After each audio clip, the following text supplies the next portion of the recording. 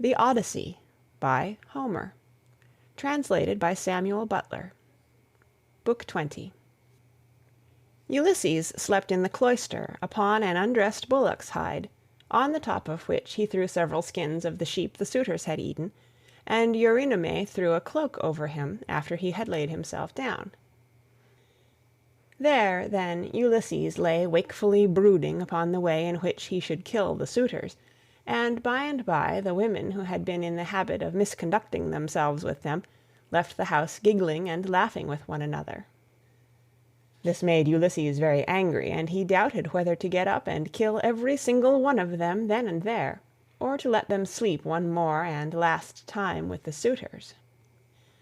His heart growled within him, and as a bitch with puppies growls and shows her teeth when she sees a stranger, so did his heart growl with anger at the evil deeds that were being done. But he beat his breast and said, "Heart, be still! You had worse than this to bear on the day when the terrible Cyclops ate your brave companions, yet you bore it in silence till your cunning got you safe out of the cave, though you made sure of being killed." Thus he chided with his heart, and checked it into endurance, but he tossed about as one who turns a paunch full of blood and fat in front of a hot fire, doing it first on one side and then on the other, that he may get it cooked as soon as possible. Even so did he turn himself about from side to side, thinking all the time how, single-handed as he was, he should contrive to kill so large a body of men as the wicked suitors. But by and by Minerva came down from heaven in the likeness of a woman, and hovered over his head, saying, "My poor unhappy man, why do you lie awake in this way?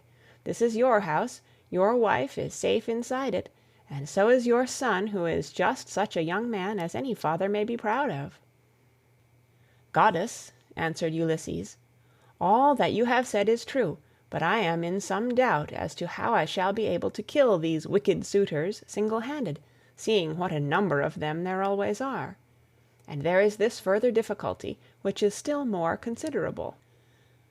Supposing that with Jove's and your assistance I succeed in killing them, I must ask you to consider where I am to escape to from their avengers when it is all over." "For shame," replied Minerva. "Why, anyone else would trust a worse ally than myself, even though that ally were only a mortal and less wise than I am. Am I not a goddess, and have I not protected you throughout in all your troubles? I tell you plainly that even though there were 50 bands of men surrounding us and eager to kill us, you should take all their sheep and cattle and drive them away with you. But go to sleep. It is a very bad thing to lie awake all night, and you shall be out of your troubles before long." As she spoke, she shed sleep over his eyes, and then went back to Olympus. While Ulysses was thus yielding himself to a very deep slumber that eased the burden of his sorrows, his admirable wife awoke, and, sitting up in her bed, began to cry. When she had relieved herself by weeping, she prayed to Diana, saying, "Great goddess Diana, daughter of Jove, drive an arrow into my heart and slay me, or let some whirlwind snatch me up and bear me through paths of darkness, till it drop me into the mouths of overflowing Oceanus, as it did the daughters of Pandareus." The daughters of Pandareus lost their father and mother, for the gods killed them, so they were left orphans. But Venus took care of them, and fed them on cheese, honey, and sweet wine. Juno taught them to excel all women in beauty of form and understanding. Diana gave them an imposing presence, and Minerva endowed them with every kind of accomplishment. But one day when Venus had gone up to Olympus to see Jove about getting them married, for well does he know both what shall happen and what not happen to everyone, the storm winds came and spirited them away to become handmaids to the dread Erinyes. Even so I wish that the gods who live in heaven would hide me from mortal sight, or that fair Diana might strike me, for I would fain go even beneath the sad earth if I might do so still looking towards Ulysses only, and without having to yield myself to a worse man than he was. Besides, no matter how much people may grieve by day, they can put up with it so long as they can sleep at night, for when the eyes are closed in slumber people forget good and ill alike, whereas my misery haunts me even in my dreams. This very night methought there was one lying by my side who was like Ulysses as he was when he went away with his host. And I rejoiced, for I believed that it was no dream, but the very truth itself. On this day broke, but Ulysses heard the sound of her weeping, and it puzzled him, for it seemed as though she already knew him and was by his side. Then he gathered up the cloak and the fleeces on which he had lain, and set them on a seat in the cloister, but he took the bullock's hide out into the open. He lifted up his hands to heaven and prayed, saying, "Father Jove, since you have seen fit to bring me over land and sea to my own home, after all the afflictions you have laid upon me, give me a sign out of the mouth of some one or other of those who are now waking within the house, and let me have another sign of some kind from outside." Thus did he pray. Jove heard his prayer, and forthwith thundered high up among the clouds from the splendor of Olympus, and Ulysses was glad when he heard it. At the same time within the house a miller woman from hard by in the mill room lifted up her voice and gave him another sign. There were 12 miller women whose business it was to grind wheat and barley, which are the staff of life. The others had ground their task and had gone to take their rest, but this one had not yet finished, for she was not so strong as they were, and when she heard the thunder she stopped grinding and gave the sign to her master. "Father Jove," said she, "you who rule over heaven and earth, you have thundered from a clear sky without so much as a cloud in it, and this means something for somebody. Grant the prayer, then, of me your poor servant who calls upon you, and let this be the very last day that the suitors dine in the house of Ulysses. They have worn me out with the labor of grinding meal for them, and I hope they may never have another dinner anywhere at all."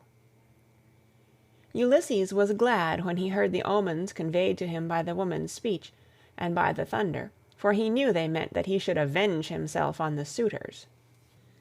Then the other maids in the house rose and lit the fire on the hearth. Telemachus also rose and put on his clothes. He girded his sword about his shoulder, bound his sandals on his comely feet, and took a doughty spear with a point of sharpened bronze.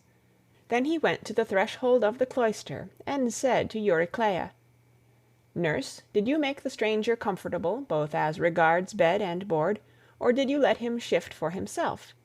For my mother, good woman though she is, has a way of paying great attention to second-rate people, and of neglecting others who are in reality much better men." "Do not find fault, child," said Euryclea, "when there is no one to find fault with. The stranger sat and drank his wine as long as he liked. Your mother did ask him if he would take any more bread, and he said he would not. When he wanted to go to bed, she told the servants to make one for him, but he said he was such a wretched outcast that he would not sleep on a bed and under blankets. He insisted on having an undressed bullock's hide and some sheepskins put for him in the cloister, and I threw a cloak over him myself." Then Telemachus went out of the court to the place where the Achaeans were meeting in assembly. He had his spear in his hand, and he was not alone, for his 2 dogs went with him. But Euryclea called the maids and said, "Come, wake up, set about sweeping the cloisters and sprinkling them with water to lay the dust. Put the covers on the seats, wipe down the tables, some of you, with a wet sponge. Clean out the mixing jugs and the cups, and go for water from the fountain at once. The suitors will be here directly. They will be here early, for it is a feast day." Thus did she speak, and they did even as she had said. 20 of them went to the fountain for water, and the others set themselves busily to work about the house. The men who were in attendance on the suitors also came up and began chopping firewood. By and by the women returned from the fountain, and the swineherd came after them with the 3 best pigs he could pick out. These he let feed about the premises, and then he said good-humoredly to Ulysses, "Stranger, are the suitors treating you any better now, or are they as insolent as ever?" "May heaven," answered Ulysses, "requite to them the wickedness with which they deal high-handedly in another man's house without any sense of shame." Thus did they converse. Meanwhile Melanthius the goatherd came up, for he too was bringing in his best goats for the suitors' dinner, and he had 2 shepherds with him. They tied the goats up under the gatehouse, and then Melanthius began gibing at Ulysses.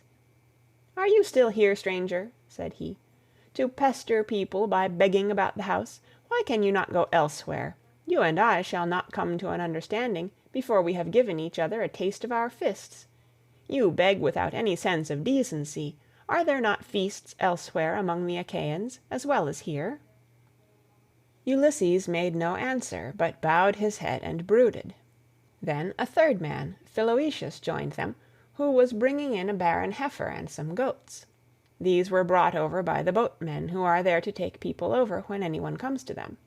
So Philoetius made his heifer and his goats secure under the gatehouse, and then went up to the swineherd. "Who, swineherd," said he, "is this stranger that is lately come here? Is he one of your men?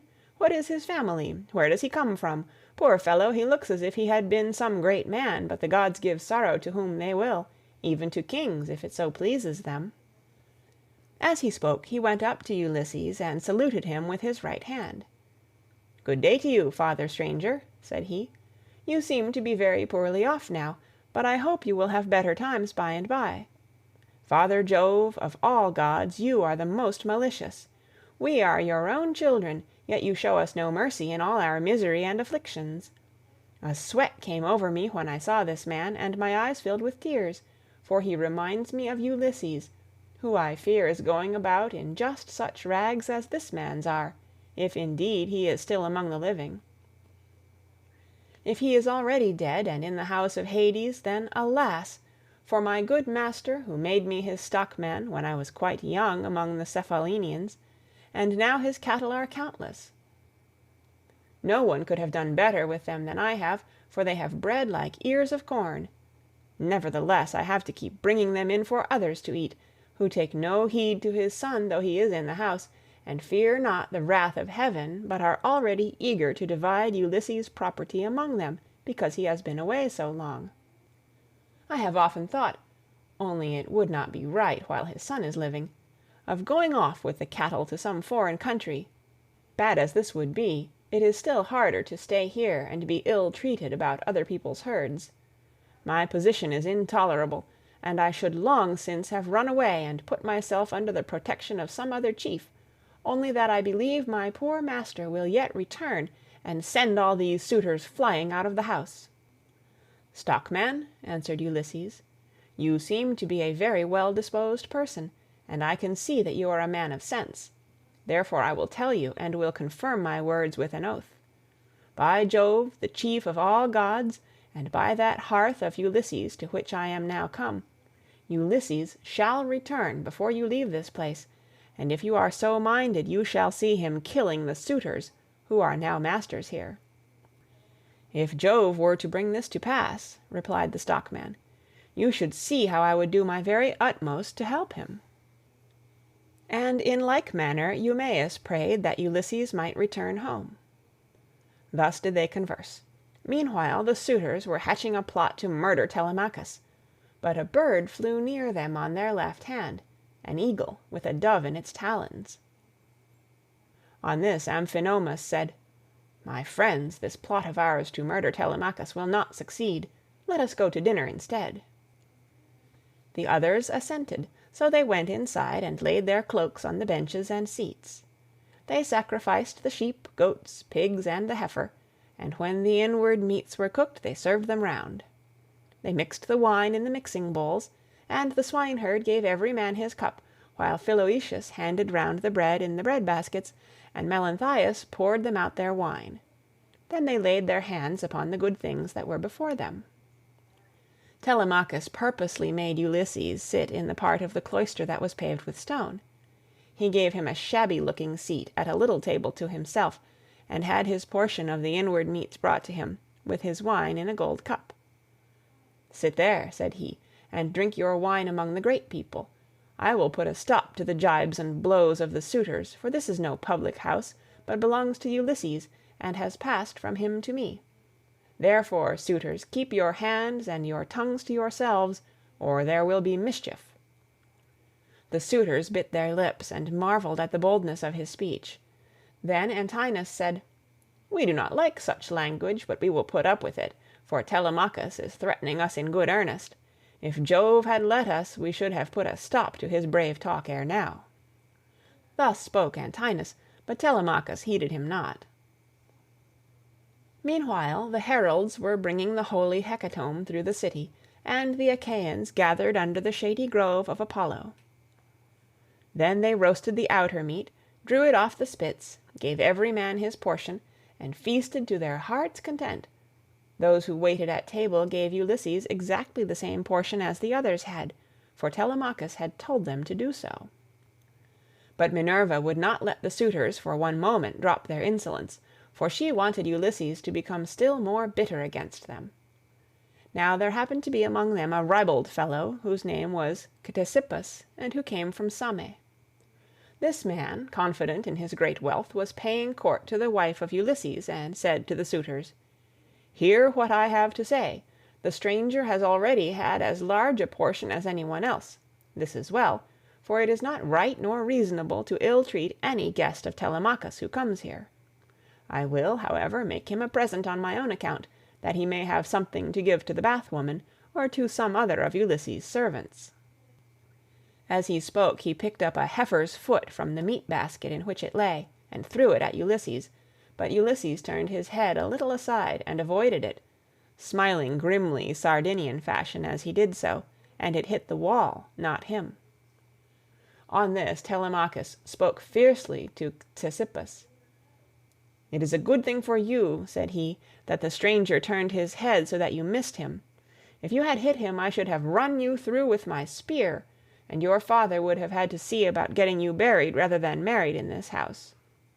So let me have no more unseemly behavior from any of you, for I am grown up now to the knowledge of good and evil, and understand what is going on, instead of being the child that I have been heretofore. I have long seen you killing my sheep and making free with my corn and wine. I have put up with this, for one man is no match for many, but do me no further violence. Still, if you wish to kill me, kill me. I would far rather die than see such disgraceful scenes day after day, guests insulted, and men dragging the women servants about the house in an unseemly way." They all held their peace, till at last Agelaus, son of Damastor, said, "No one should take offence at what has just been said, nor gainsay it, for it is quite reasonable. Leave off, therefore, ill-treating the stranger or any one else of the servants who are about the house. I would say, however, a friendly word to Telemachus and his mother, which I trust may commend itself to both. As long, I would say, as you had ground for hoping that Ulysses would one day come home, no one could complain of your waiting and suffering the suitors to be in your house. It would have been better that he should have returned, but it is now sufficiently clear that he will never do so. Therefore talk all this quietly over with your mother, and tell her to marry the best man, and the one who makes her the most advantageous offer. Thus you will yourself be able to manage your own inheritance, and to eat and drink in peace, while your mother will look after some other man's house, not yours."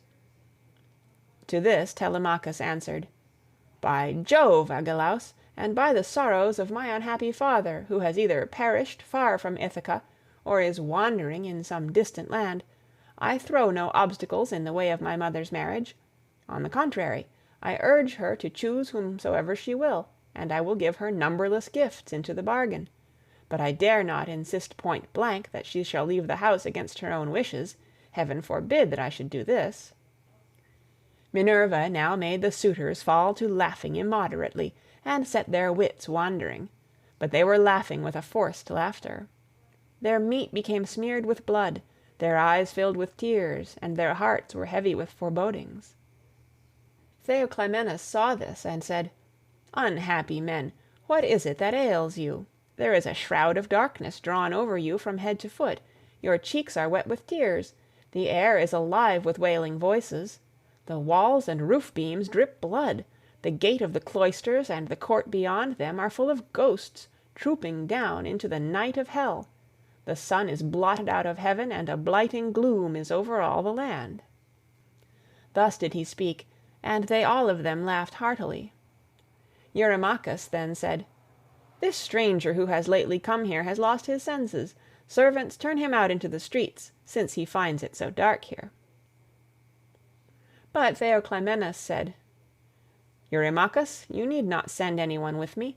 I have eyes, ears, and a pair of feet of my own, to say nothing of an understanding mind. I will take these out of the house with me, for I see mischief overhanging you, from which not one of you men who are insulting people and plotting ill deeds in the house of Ulysses will be able to escape." He left the house as he spoke, and went back to Piraeus, who gave him welcome, but the suitors kept looking at one another and provoking Telemachus by laughing at the strangers. One insolent fellow said to him, "Telemachus, you are not happy in your guests. First you have this importunate tramp, who comes begging bread and wine, and has no skill for work or for hard fighting, but is perfectly useless. And now here is another fellow who is setting himself up as a prophet.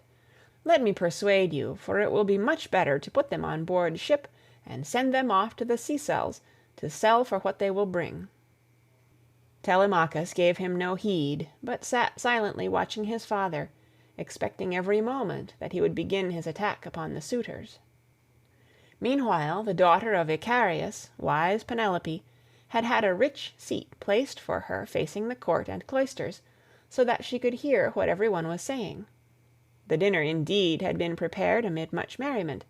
It had been both good and abundant, for they had sacrificed many victims.